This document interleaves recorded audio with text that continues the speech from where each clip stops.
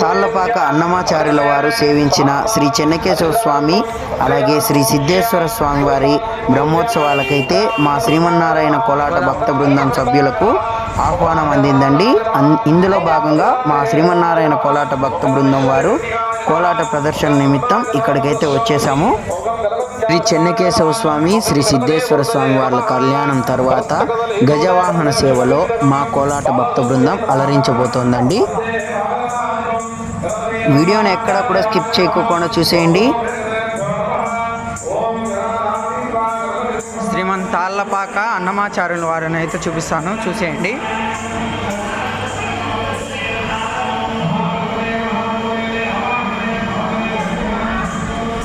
అన్నమాచార్యుల వారు ఇక్కడ గానం ఆలపించేవారని ప్రసిద్ధి అండి. అలాగే ఇక్కడ శ్రీ చెన్నకేశవ స్వామి కళ్యాణం అలాగే శ్రీ సిద్ధేశ్వర స్వామి వారి కళ్యాణం అయితే జరుగుతుంది. కళ్యాణం వీడియో కూడా చూపిస్తాను, చూసేయండి. స్వామి అమ్మవార్ల కళ్యాణం అయితే మొదలు పెట్టేశారు, మీరు కూడా చూసేయండి మాతో పాటు.